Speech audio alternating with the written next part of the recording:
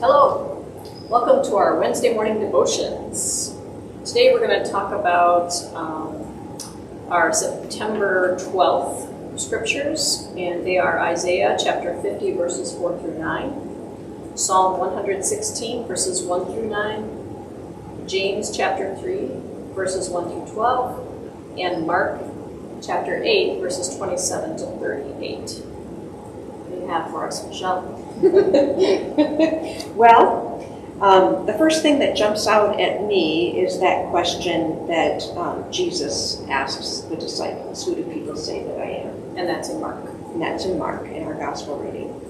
And some people say John the Baptist, which again doesn't make any sense to me because John and Jesus are contemporaries, so one would assume that he can't be John if John was walking on the street with him. Time. Yeah. So what's the difference in age between those two? Well, we know Elizabeth was pregnant at the same time as Mary. Yeah, so, yeah.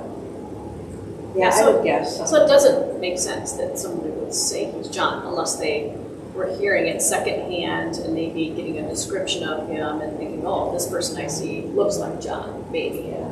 And then you wonder what would the implications be if he were John. What is that, you know? And then Elijah and still others, one of the prophets. And then he says that question of, who do you say that I am? And it calls to mind for me that question of what are my expectations of Jesus? You know, I really want Jesus to be what they wanted, the Messiah, the conqueror, the one who's going to come in and destroy everything that's going to... Yeah. And they kind of had that feeling that the Messiah would be more of a warrior. Military. You know? Yeah. That question, who do you say that I am, I think is a question all of us almost should think about ourselves. Who would somebody say that I am? You know, because you know, don't go there, Tracy. Right, right. A little scary because, you know, what do my words and what do my actions tell people? What do they show people? You know, who do you say that I am? If we watch Jesus, what kinds of things do we see from him and learn from him? What kind of a model is he? And well, and we're at that point in Mark where it's going to make this shift from, you know, prior to these chapters, there is, Jesus is feeding people and he's walking on water and he's healing people and casting out demons and, you know, doing all these incredible, amazing things.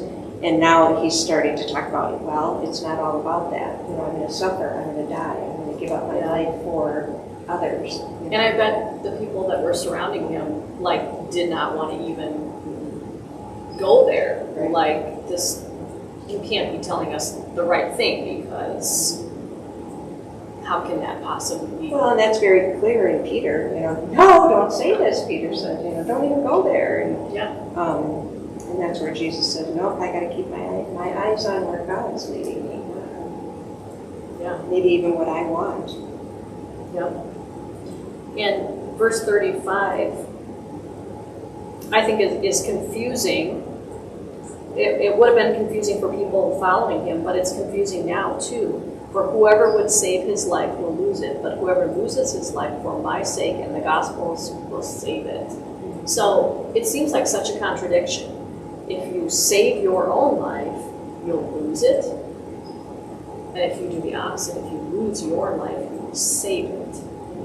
So I'm sure people didn't have a clue what he meant by that. But if I'm living for myself only and I'm selfish and not considering others and what the gospel says about how we treat others, who am I going to be? Am I going to be someone who is surrounded by people, loving people, or am I going to be alone? Am I going to, you know, lose everything I have because I've not been this person living out the gospel? Right. Well, then you think of the people that we would maybe admire in our culture, you know, and it's usually people who have been willing to just look out for themselves and acquire for themselves and get power for themselves. And, you know, that in a lot of ways that's the type of people that we're admiring. And yet when you look at really the details of a person's life who lives like that, you know, I would much rather have a loving family and friendships that I can trust and that are strong. But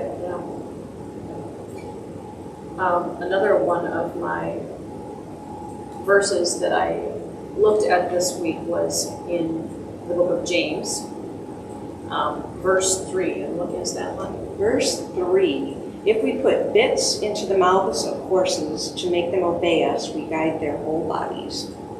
So talking about something real small, a bit guiding the whole body of the horse in a certain direction. And then it also later on talks about a ship's rudder steering it, and relates that with the tongue. Small things that we say can have huge effects, which really goes along with saving your life, you'll lose it, or losing your life, you save it, because of the things that you can say and how hurtful you can be to others is not living out the gospel, really, in the way Jesus wanted us to.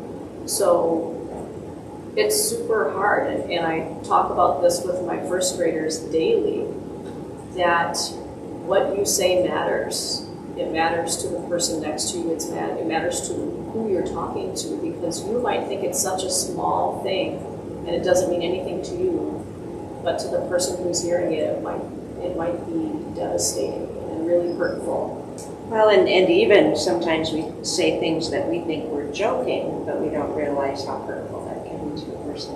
And what's interesting to me is that, it talks about how that small thing affects the whole, and so I think to myself, okay, does my tongue and what I say and how I speak, does that really shape the whole of my life? And in some ways it does, because if I'm going to speak harshly to other people, they're going to speak harshly back. If I'm, I think of all the political passion that we have right now, I think people create their reality by the words that they're saying.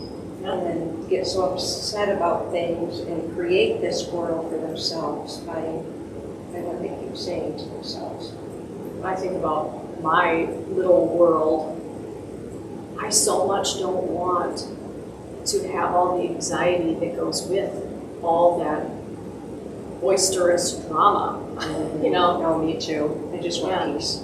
Yeah. And that's where I think we should be going to Isaiah. And Isaiah says, the Lord has given me a tongue of a teacher, and then wakens my ear, morning by morning, wakens my ear to listen. And I know that he's referring listening to the Lord, but I also think that as a tongue of a teacher means that you have to listen. Right. And that hear what the people are saying. And I think that maybe so often today we're so afraid of not being heard, perhaps, that everybody's just adamantly screaming their voice because they're afraid of not being heard. And sometimes the screaming voices are the ones you don't really want to listen to. You'd rather wait for the quiet ones. Yeah, exactly. Interesting. Well, James is pretty hard on the tongue. Yeah, it seems like the last few weeks we've really had a lot of teaching on that. Yeah, definitely. And I guess maybe I've never really looked at the book of James very much in the past, because I was actually really surprised that there's so much in here about that. Well, Martin Luther didn't like the book of James. Oh. Yeah, because it was much more focused on living faith, living it out, and he was so focused on God's grace in our lives. And I think the two have to go together. Yeah, you gotta have balance. Isn't that what they always say? Balance in life. Yeah. But remember, your tongue is a deadly poison, it says, so be careful. Careful. And that small word in there, listen, can make a huge difference. Yes, it can. So, I think we're out of time. We're missing Lori today. Yeah. So hopefully she'll be back with us next week. But, yeah. And thank you again for being with us, and we hope that you'll be able to join us. We have worship on Sundays at 9 or Wednesdays at 7, and we'll be looking further into these readings and trying to figure out what Jesus is saying to us in them. So come and join us. and hit share.